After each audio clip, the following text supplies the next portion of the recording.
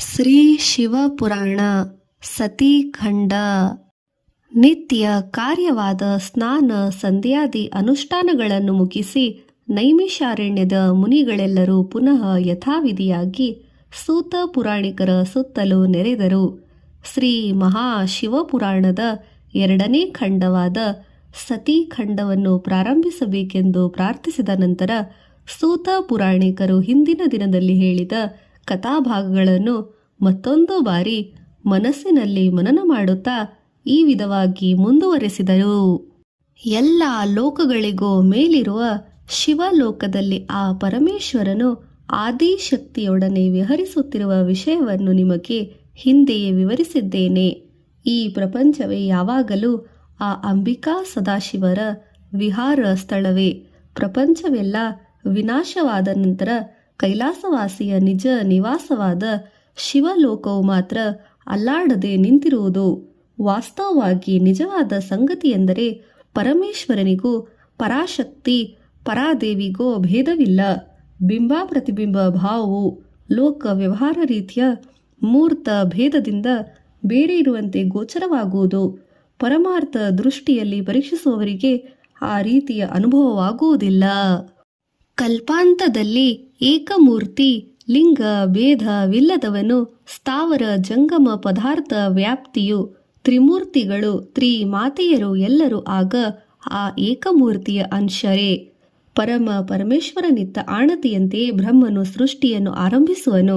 5 ವಿಧವಾದ ಸೃಷ್ಟಿ ಏರ್ಪಡುತ್ತಾ ಇರುವುದು ವಿಷ್ಣುವಿನ ಸಲಹೆಯಂತೆ ಶಿವಾರ್ಚನೆ ಮಾಡಿದ ಬ್ರಹ್ಮನ ಶರೀರದ ಮಧ್ಯದ ಅವಿಮುಕ್ತಿ ಎಂಬ ನಾಸಿಕಾ ಮೂಲದಿಂದ ಮಹೇಶ್ವರನು ಸಂಪೂರ್ಣಾಂಶದಿಂದ ಅರ್ಧ ನಾರೇಶ್ವರನಾಗಿ ಪ್ರಭವಿಸಿ ಪ್ರಕಟನಾಗುವನು. ಆತನೇ ರುದ್ರನು. ಈ ಪ್ರವಚನ ಪ್ರಾರಂಭದಲ್ಲಿ ನಾನು ಸ್ತುತಿಸಿದ್ದು ಈ ರುದ್ರ ಮೂರ್ತಿಯನ್ನೇ. ಆತನು ಹುಟ್ಟಿದೊಡನೆ ಅನೇಕ ಹೆಸರುಗಳು ಅವನಿಗೆ ಬಂದವು. ಹೀಗೆ ರುದ್ರಗಣಗಳು ಆವಿರ್ಭವಿಸುವಂತೆ ಮಾಡಿಕೊಂಡನು. ಸಕಲಾಂಬಿಕೆಯು ಪ್ರಕೃತಿ ಸ್ವಸ್ವರೂಪಳಾದಳು. ಈಕೆಯನ್ನು ಉಮಾ ಎಂದು ರುದ್ರನು ಹೆಸರಿಟ್ಟನು. ಈ ಪ್ರಕೃತಿಯು ದ್ವಿತೀಯ ತೃತೀಯ ರೂಪದಲ್ಲಿ ಸರಸ್ವತಿ ಲಕ್ಷ್ಮಿ ಎಂಬ ನಾಮಧೇಯದಿಂದ ಕ್ರಮವಾಗಿ ಬ್ರಹ್ಮ ವಿಷ್ಣುವನ್ನು ಹೊಂದಿದರು. ಲೀಲಾರ್ಥವಾಗಿ ಬ್ರಹ್ಮ ವಿಷ್ಣು ಮಹೇಶ್ವರರೆಂಬ 3 ರೂಪಗಳು ಕಲ್ಪಿತವಾಯಿತು ವಿನಃ ವಾಸ್ತವವಾಗಿ ಈ ತ್ರಿಮೂರ್ತಿಗಳು ತ್ರಿಆತ್ಮಕ ಮೂರ್ತಿಯ ಒಂದೇ ಸ್ವರೂಪ. ಪದೇ ಪದೇ ಈ ಸಂಗತಿಯನ್ನು ಸ್ಮರಣೆಗೆ ತರಲು ಕಾರಣವೇನೆಂದರೆ ನಾನು ಆಗಾಗ ಮಾಯಾಮೋಹಿತನಾಗಿ ಸ್ಮರಣ ಮಾಡಿಕೊಳ್ಳುತ್ತಾ ಇರುತ್ತೇನೆ.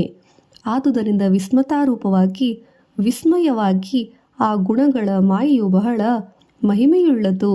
ಆದುದರಿಂದ ಈ ಪ್ರಕಾರವಾಗಿ ಹೇಳುವುದು ಜರುಗುವುದು ಇರುತ್ತದೆ. ಪ್ರಕೃತಿ ಮಹಾತ್ಮೆ. ಶೈವಜ್ಞಾನ ಜಿಜ್ಞಾಸುಗಳಿರ ಸಮಸ್ತ ಜಗದಾಧಾರನಾದ ಪ್ರಕೃತಿಯ ಮಹಾತ್ಮೆಯನ್ನು ನಿಮಗೆ ವಿವರಿಸುತ್ತಿದ್ದೇನೆ, ಶ್ರದ್ಧೆಯಿಂದ ಕೇಳಿರಿ. ಒಂದಾನೊಂದು ಸಮಯದಲ್ಲಿ ಆದಿಪುರುಷ ಆದಿ ಪ್ರಕೃತಿ ಇವರ ಮಧ್ಯೆ ಈ ಪ್ರಕಾರದ ಸಂಭಾಷಣೆ ಜರುಗಿತು. ಸಕಲಾಂಬಿಕೆ 14 ಲೋಕಗಳಲ್ಲಿಯೂ ನಾನೇ ಶ್ರೇಷ್ಠನು, ಅಗ್ರಗಣ್ಯನು.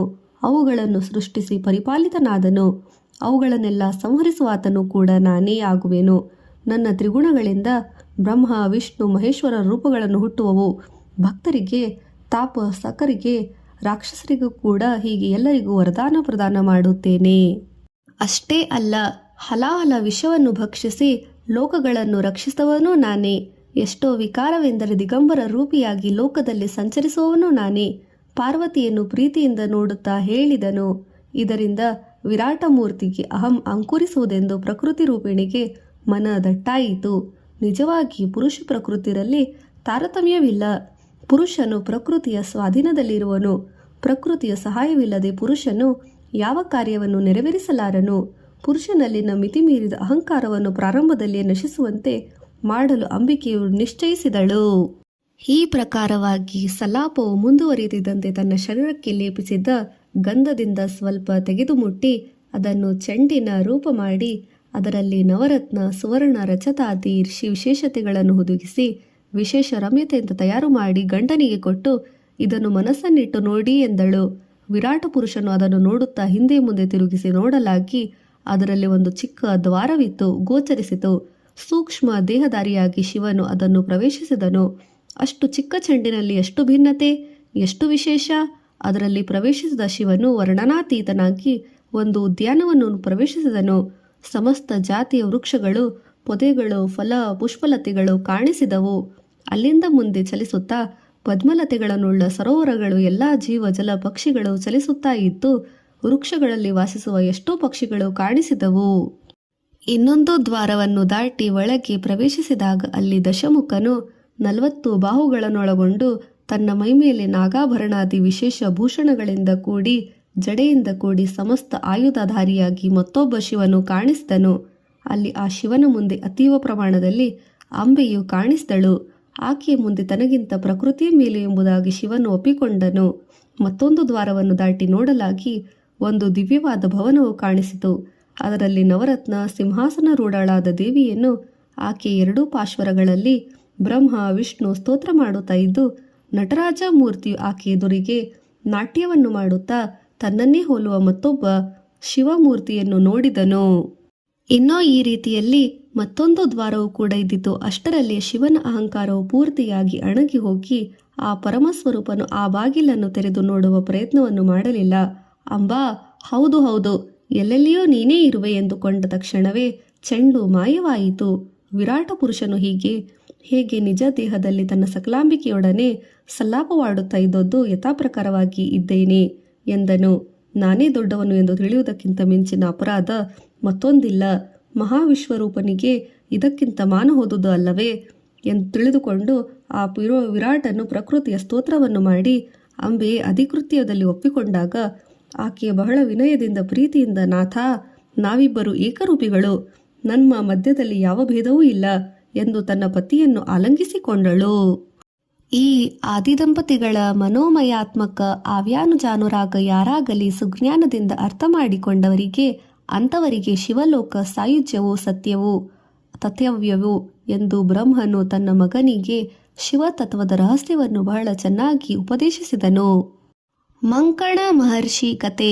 ಶೌನಕಾದಿ ಮಹರ್ಷಿಗಳ ಕೋರಿಕೆಯಂತೆ ಶಿವನು ನಟರಾಜ ಮೂರ್ತಿ ರೂಪವನ್ನು ಹೊಂದಲು ಪ್ರೇರಕವಾದ ಮಂಕಣ ಮಹರ್ಷಿಯ ಕಥೆಯನ್ನು ಸೂತ ಪುರಾಣಿಕರು ಹೇಳಿದರು. ಆರ್ಯಾವರ್ತವೆಂಬ ಪುಣ್ಯಭೂಮಿಯಲ್ಲಿ ಸಪ್ತ ಸಾರಸ್ವತವೆಂಬ ಮಹಾತೀರ್ಥವೊಂದುಂಟು.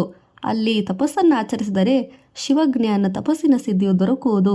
ಅದನ್ನು ತಿಳಿದುಕೊಂಡು ಪರಮಶಿವ ಭಕ್ತನಾದ ಮಂಕಣ ಮಹಾಮುನಿಯು ಮಹರ್ಷಿಗಳ ಉಪದೇಶಾನುಸಾರ ಆ ತೀರ್ಥ ಪ್ರದೇಶವನ್ನು ಸೇರಿ ಸ್ನಾನವನ್ನು ಆಚರಿಸಿ ಆ ದಿನದಿಂದಲೇ ತಪೋನಿಷ್ಠತೆಯನ್ನು ಮುಳುಗಿದನು. ಪಂಚಾಕ್ಷರಿ ಜಪ ಓಂ ನಮಃ ಶಿವಾಯ ದಿಂದ ಆತನ ಶರೀರವು ಸೂರ್ಯ ಸಮಾನದಿಂದ ತೇಜಸ್ಸಿನಂತೆ ವಿರಾಜಮಾನವಾಯಿತು. ಕ್ರಮವಾಗಿ ಭಕ್ತಿ ಪರಾವಶ್ಯದಿಂದ ತಾಂಡವ ನೃತ್ಯವನ್ನು ಪ್ರಾರಂಭಿಸಿದನು ಮಹರ್ಷಿ. ಆತನ ಭಕ್ತಿಗೆ ಮೆಚ್ಚಿದ ಶಿವನು ಅಲ್ಲಿ ಪ್ರತ್ಯಕ್ಷನಾದನು. ಆದರೆ ಮಂಕಣ ಮಹರ್ಷಿಯು ತಾಂಡವ ನೃತ್ಯವನ್ನು ನಿಲ್ಲಿಸಲೇ ಇಲ್ಲ. ಶಿವನು ಆ ಮಹರ್ಷಿಯನ್ನು ಎಚ್ಚರಿಸಲು ಪ್ರಯತ್ನಿಸಿ ಪ್ರಶ್ನೆ ಮಾಲೆಯನ್ನು ಸುರಿಸಿದನು. ಯಾರಿಗಾಗಿ ಈ ತಪಸ್ಸು? ಈ ತಾಂಡವವು ಏಕೆ? ನಿನ್ನ ಕೋರಿಕೆಯೇನು? ಈ ಪ್ರಶ್ನೆಗಳಿಗೆ ಉತ್ತರವನ್ನೇ ಕೊಡಲಿಲ್ಲ. ಮಹರ್ಷಿ ತಾಂಡವ ನೃತ್ಯದಲ್ಲಿ ತಲ್ಲೀನನಾಗಿದ್ದನು. ಇದರಿಂದಾಗಿ ಶಿವನು ಕೋಪದಿಂದ ಸಹಸ್ರಶಿರ ಕರ ಚರಣ ಸಹಸ್ರ ನೇತ್ರಾದಿ ವಿರಾಟ ರೂಪದಲ್ಲಿ ಮಹಾ ತೇಜೋಮೂರ್ತಿಯಾಗಿ ತಾನೂ ಕೂಡ ಮಹಾತಾಂಡವನ್ನು ಪ್ರಾರಂಭಿಸಿದನು. ಆತನ ಜೊತೆಯಲ್ಲಿ ಒಂದು ಸ್ತ್ರೀ ಮೂರ್ತಿಯು ಕೂಡ ಇದ್ದಿತು. ಆ ಮಹಾತಾಂಡವದ ಮುಂದೆ ಮಂಕಣನ ನಾಟ್ಯವು ಅಲ್ಲಾಡಿ ಹೋಯಿತು. ಅದರಿಂದಾಗಿ ಆತನಿಗೆ ಜ್ಞಾನೋದಯವಾಗಿ ಮಹಾ ನಟರಾಜ ಮೂರ್ತಿ ಶರಣು ಶರಣು ಎಂದು ಸಾಷ್ಟಾಂಗ ದಂಡ ಪ್ರಣಾಮ ಮಾಡಿದನು. ಅನಂತರ ಶಿವನು ಶಾಂತಿ ಹೊಂದಿ ವಿಶ್ವರೂಪವನ್ನು ಪರಿಹರಿಸಿಕೊಂಡನು. ಪಕ್ಕದಲ್ಲಿದ್ದ ದೇವಿ ಮೂರ್ತಿಯು ಕೂಡ ಅಂತರ್ಧಾನವಾಯಿತು. ಮಂಕಣನು ಆತನಿಗೆ ನಮಸ್ಕರಿಸಿ, ದೇವಾದಿದೇವ, ಮಹಾದೇವ, ಮಹಾಶಿವ, ಈ ಮಹಾತಾಂಡವವು ಏಕೆ? ಇದುವರೆಗೂ ನಿನ್ನ ಪಕ್ಕದಲ್ಲಿದ್ದ ಆ ದೇವಿ ಮೂರ್ತಿಯು ಯಾರು ಎಂದು ಪ್ರಾರ್ಥಿಸಲಾಗಿ, ಇದು ಪರಮೇಶ್ವರನ ದಿವ್ಯ ಸ್ವರೂಪವು, ಆ ದಿವ್ಯ ಮೂರ್ತಿಯು ನಾನೇ. ನನ್ನ ಪಕ್ಕದಲ್ಲಿದ್ದ ದೇವಿಯು ಪ್ರಕೃತಿ ರೂಪಿಣಿ. ಬ್ರಹ್ಮ ರೂಪದಲ್ಲಿ ನಾನು ಸಕಲ ಚರಾಚರ ವಸ್ತುಗಳನ್ನು 25 ತತ್ವಗಳಿಂದ ಹುಟ್ಟಿಸುವೆನು. ವಿಷ್ಣು ರೂಪದಲ್ಲಿ, ಮಹಾವಿಷ್ಣು ಸ್ವರೂಪದಲ್ಲಿ ನಾನು ಇವುಗಳನ್ನೆಲ್ಲ ಪೋಷಿಸುತ್ತೇನೆ. ಸಂಹಾರ ಕಾಲದಲ್ಲಿ ನಾನೇ ಕಾಲ ಸ್ವರೂಪದಿಂದ ಅವುಗಳನ್ನು ಲಯಗೊಳಿಸುತ್ತೇನೆ. ಸರ್ವ ಪ್ರಾಣಿಗಳಲ್ಲಿಯೂ ನಾನು ಜೀವಾತ್ಮ ರೂಪದಲ್ಲಿರುತ್ತೇನೆ. ನನಗಿಂತ ಬೇರೆ ಯಾರೂ ಇಲ್ಲ, ಯಾವುದೂ ಇಲ್ಲ. ಈ ತತ್ವಗಳನ್ನು ಗ್ರಹಿಸಿ ಭಕ್ತಿಯಿಂದ ನನ್ನನ್ನು ಉಪಾಸಿಸಿ ಶಿವ ಸಾಯುಜ್ಯವನ್ನು ಹೊಂದು ಎಂದು ಆಣತೀರ್ಥನು ಪರಮೇಶ್ವರನು.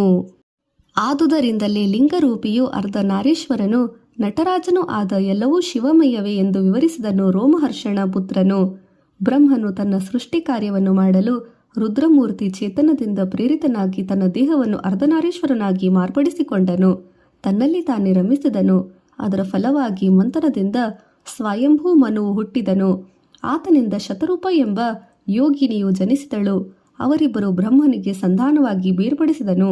ಅವರಿಗೆ 3 ಪುರುಷ 3 ಸ್ತ್ರೀ ಸಂತಾನ ಉಂಟಾಯಿತು.